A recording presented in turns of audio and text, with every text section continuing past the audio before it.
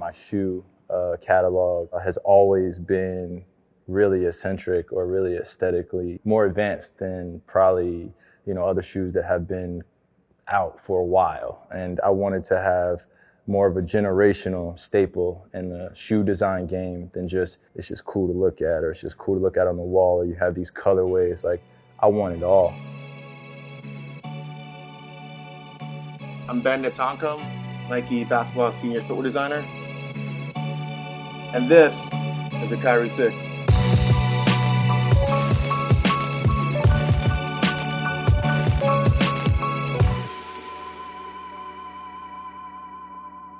Every time we design a shoe in Nike basketball, it starts with innovation and the technology. And then you kind of blend that with style and art. I've been with Nike for 11 years, and I've worked on 4 Kyries. I'm always challenging him to think a little bit more science. He's always challenging me to think more art. And to strike that balance, I think that was the most challenging thing. I came to him with a concept that was a little more future, a little more out there, a little more progressive. And it just didn't align with his vision at that time. He came back with just like examples of shoes he's worn in the past, and he liked the way it felt, the sensation of the collar foam, how it looked on the shelf. So we kind of went back and forth on defining what items and what details to keep and what details to magnify. It has like the finishing and the feel of like a 90s basketball shoe, and it has all the details that we're looking for that has some of those nostalgic feeling. But then when you put your feet inside the shoe, it has this sensation of like, oh, it feels like a modern basketball shoe. It's not old foam or old rubber or old airbags. It's like modernized and repurposed for the new age basketball player. I have to push Ben. Let's go. Come on, Ben. Like, get out of your comfort zone. Let's do something different. I'm glad that he's here with me. But I've had to push Ben to be more of a limitless driver in his design process. When it's a okay from the both of us, that means that we're doing dope shit. It took 18 months to design the Kyrie 6. From inception, like the very first sketch, to prototyping the first one, the second one, must have been like 7 to 8 different prototypes. To gain insight on how Kyrie plays, we watch a lot of his films, a lot of his games, even talk with his professional trainer. The way he can maneuver and rotate his ankle and foot is out of this world. And I think that gives him like the extra advantage over everyone else. So for years, we've been trying to create shoes that provided the things he needs to play that way. Where my feet land and the amount of turning and twisting that I do on the court, start and stopping, and game to game and 82 games plus the off season, Zoom airbag, putting much more of just when you land, it just feels like you're landing right on a soft surface. We reuse the Air Zoom Turbo from the Kyrie 5. We heard great things about how it feels on court. Air Zoom Turbo is our internal zoom bag that you can see here on the inside of the shoe. Airbags are Nike's innovation to help provide impact protection, whether it's located in the heel for heel strikers or forefoot for forefoot responsiveness. For Kyrie, he's mainly on his forefoot a lot, and we want to make sure that under his forefoot, we have a responsive cushioning solution for him. The cushioning is not a plush sensation, it's more responsive, so bounce back and give you more of a pop. It's like the biggest end cap or like the biggest zoom bag we made for him, where look at the Kyrie 1 to the Kyrie 5 and 6 is 240% larger than the first version. And so we're still carrying on that theme and taking that over to the next shoe, so he could be responsive and quick in all directions without losing a step. So we continue that innovation for this one also.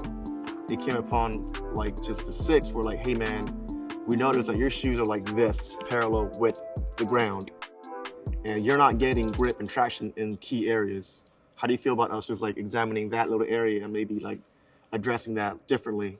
And so the idea of like adding grip beyond just the bottom and the sidewall, but also now on the top.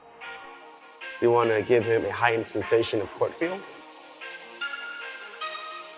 So you can feel the court from this angle, and this angle. I found this shin guard from Global Football that had these little nubs on them. And I thought it was very intriguing and interesting. It provided grip, but also in a modern way. When we showed Kyrie, they was like, hey, what do you think of like adding some of this level of detail to provide grip for you with 360 around the foot? And he grabbed it and kind of like rubbed it on the table. Said, yep, it's good for me. So we took that notion of like, all right, something about this is interesting. How do we bring this to life in Kyrie?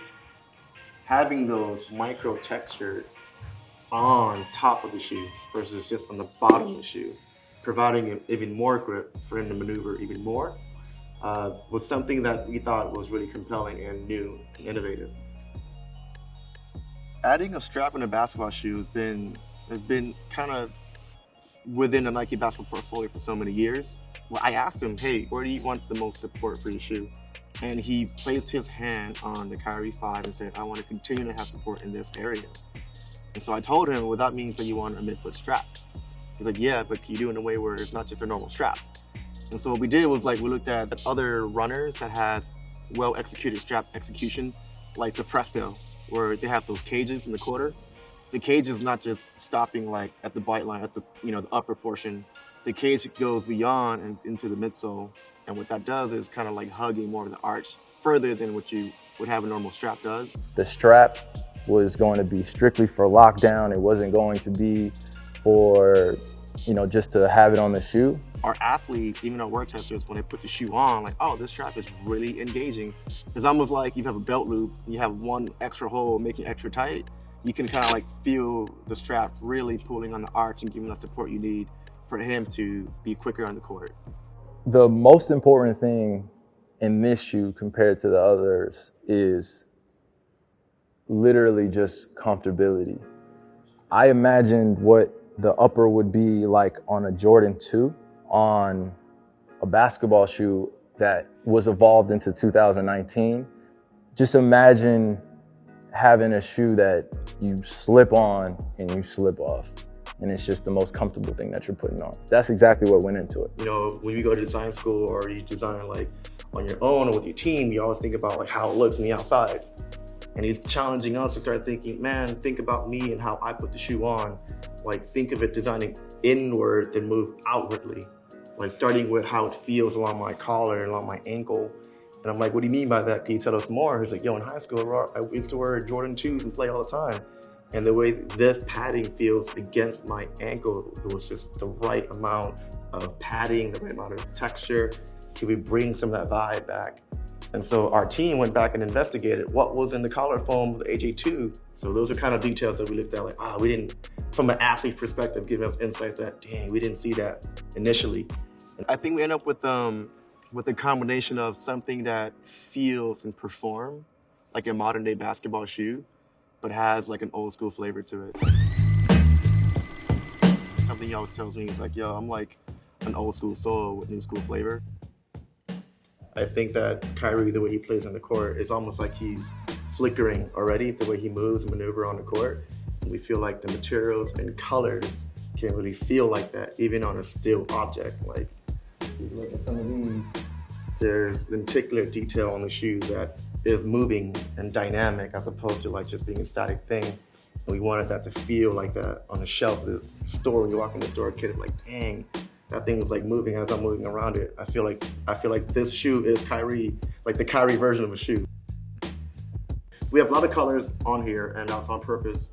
We thought about like what is special to Kyrie, and as he traveled across the world, there are cities and places that speaks to him. It started where just a lot was going on in terms of my life, where the next few months I couldn't foresee things happening. So a lot of the symbols, a lot of the names on it, the connections to different cities, it just all started to make sense. This is NYC.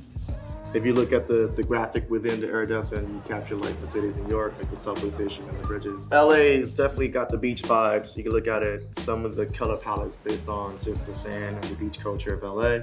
Right down to the strap has these little speckles that represents the sand green. Houston is having this really in-your-face gold detail to the strap and having Houston on the side, just playing up the whole grill culture out there. This one in my hand is a special one, it's Miami. And it's my hometown, but also it's significant to Kyrie. Also, he has family out there. But we took inspiration from the Art Basel and Wynwood walls and like all the artwork and graffiti that's really street, but done in a really cool way, and took those ideas and brought to life through having it be more of an iridescent finish. Some of the colorways were inspired by like adding a hidden message or hidden graphic on the shoe that only would surface if you have black lights over it. And so that's what this artwork's kind of more like, hey, the shoe lives beyond just the basketball court, but also like how Kyrie always challenges us to think beyond the court. When you're on the path of self-mastery or enlightenment, you're going to come into contact with different symbols, different theologies, philosophies, religions, ideologies, and all of it is just knowledge. And when you meet knowledge with understanding, then that thus turns into wisdom. The all-seeing eye graphic was first introduced in the Kyrie 4. It was more like a discovery element behind the tongue. That was a late add from a request made by Kyrie to add in. We added that detail thinking that maybe it was just a kind of start, we'll see where it goes. But then quickly it was recognized by a lot of people, hey, what does this mean? Is he with a different type of energy this time, or what's the meaning behind it? And Kyrie, as always, is always deeper than just meets the eye kind of guy. He's always challenging everyone to think beyond. And like that's what the all-seeing eye is about, like being fully transparent, look beyond just what's provided in front of you. I've just watched other great artists that have come before me do the same thing, where they've implemented knowledge and their understanding of the way the world works and the way the universe works. And the symbols hold power. And when you understand that that power is on the inside, and when you see it and it resonates amongst kids and adults, then if I could do that through not only just playing basketball and just through my art as well, then that's why it's on there. I want those kids that are in 7th grade to ask questions about, what is a triangle in the eye? What is all-seeing eye? What is a healer's hand? So back here is like a hand symbol with the eye in the center. He's all about healing the world and healing the universe. And so there's just a healer's hand that we saw this symbol, and then we kind of trapped the eye in there. And there's some other little nuggets throughout the shoe that has all-seeing eye, like even the bottom.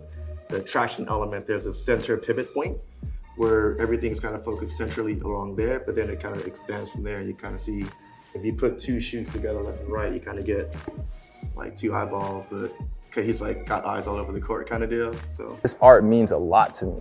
And to see the youth pick up on these things and ask questions, that's the best thing. It's the best thing.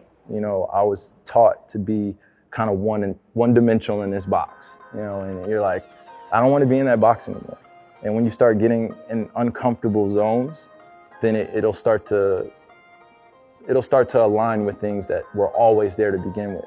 I've been crafting, this art for a while now. This creative form that I go, hours upon hours of watching, observing, and doing. I want to be one of those pioneers that, really came into the game of basketball and got outside of comfort zone and built something that was for the culture that, is respected not only just in sports, but also lifestyle. We're always focused on innovation, and it has to be a performance basketball shoe, no matter what, hands down.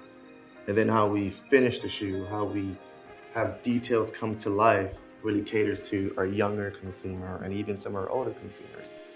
Man, the younger generation, they are your fortune tellers. They will tell you whether or not the culture is moving them emotionally, like empathetically, like symbolically, that they'll be your tellers. And I use that, be the high school kids, the middle school kids, and the kids that are gonna keep growing in size and following you along your whole entire journey. So I just use references. I use, my daughter, I use, she's only 3, but if I know that it looks really dope on her foot, then I know it'll look really dope on a 6-year-old's foot. It's not just for kids, or it's not just for the ultimate like hooper, but it's everything in between. Look at the SpongeBob pack.